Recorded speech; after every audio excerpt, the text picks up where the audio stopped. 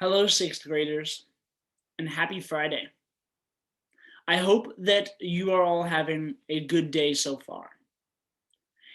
It may be pretty surprising for you to see a video of me today instead of the actual me. And that's because, as some of you may or may not know, I've been a little sick the last few days, but I'll talk about all that in just a few minutes. I hope that you are continuing to be safe, both physically and mentally. I hope you are keeping you and yourself and your family as safe as possible. And I hope that you're doing what you can up here to take care of yourself. Let's jump into today's class, because I have a lot more to explain, and I will do so here in our video. Okay. Our daily objective is I can catch up on any geography activities. Okay. I can catch up on any geography activities. So just a little overview of today in class. Today's class will be asynchronous. Okay? This means that you do not have to attend any Zoom meeting. Okay? We're doing this because, as you may or may not know, I'm still a little sick from what I've been the last few days, and I need to rest. And unfortunately, Teacher Maypo cannot make it to class today. Okay? The reason that I'm sick is actually a very happy one, a very hopeful one.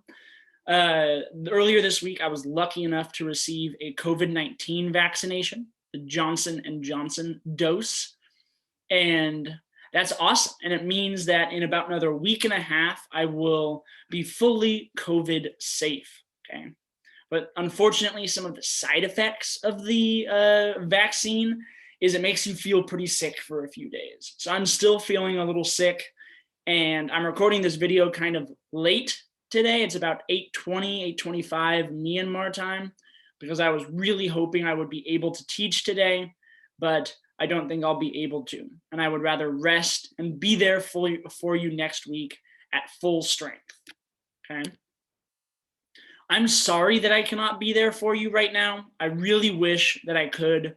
I really want to be there for you. But like I said, I want to be able to rest and be my best self for you next week, which I think is more important. Okay. But there are still some things for you to do in class today. So for class, you can be independent on your own, or you can be with a partner, or even in a small group. Okay. I'm leaving it up to you to organize the Zooms. All right. Have some conversations, get together, play some music, and hang out if you want. You do not need to spend this hour alone if you do not want to.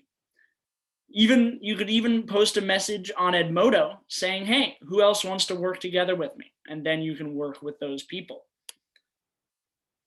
The first thing that I want you to do in class today is to fill out a support survey. Okay.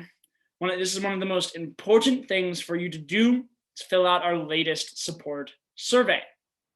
We're doing this because I am not able to accurately see how each of you are doing mentally and emotionally right now during class. So it is important that you fill it out so I can provide the best possible support. Okay? This is why it's called a support survey. I want to be able to help in whatever way I can. And if you fill this out, then I know how you're doing and I know how I could possibly help. Next, once you finish the support survey, there is a mindfulness activity.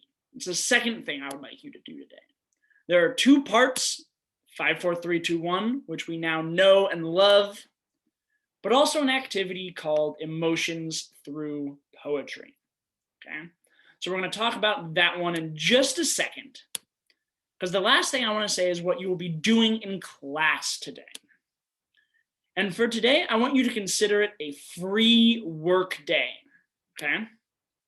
I know that many of you still have recent geography assignments that you have not turned in, so you can work on them now for the rest of class.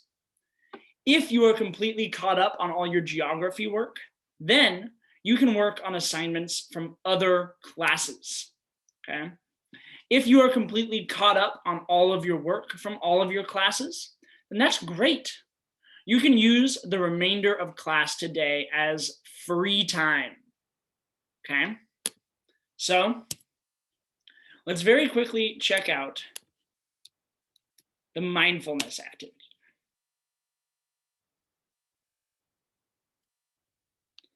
The first part, something we've done many times before, is 5, 4, 3, 2, 1. And we continue to do this because I want to continue to practice this skill.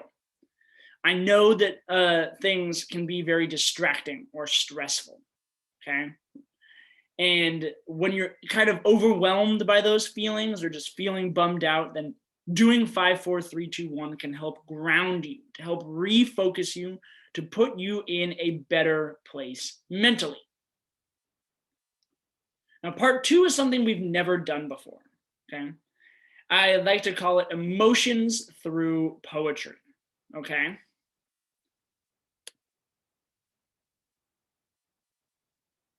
And the reason we're doing this is because poetry, it can be more than just an assignment to work on in class. It can be used to process good emotions like gratefulness and success, or process bad emotions like trauma, grief, and stress. So in this activity, we're going to be creating a poem. And the poem does not need to be good. It does not need to be long. It can be whatever you want it to be. And it will try to talk about feelings. Okay. So first, I'd like you to please write down all the emotions that you have felt in this last week that you can think of. Write them all down. Get them all out there. Then try to write a poem that includes as many of these emotions as possible. If you can, try to include them all. I'm going to go through a quick little example. I'm just going to write a few emotions that I have felt this week. I have felt tired physically from being sick. I have felt stressed about creating the best possible assignments for my students. But I've also felt grateful for my students. Okay. So now I'm going to take a quick stab at a poem. Okay. See if I can write a quick poem.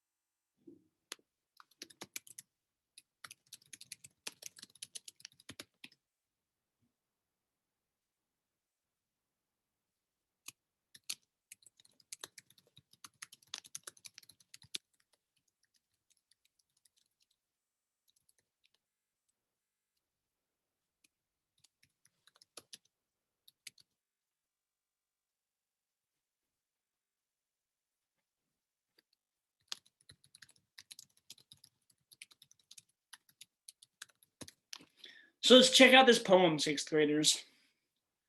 Tired of the struggles, the day feels so long. My brain keeps saying stressed because of all that is wrong. I am grateful for my students. They're my reason to go on. Poetry is my emotion in voice, which is strong. Okay? This is not the best poem you're ever going to read.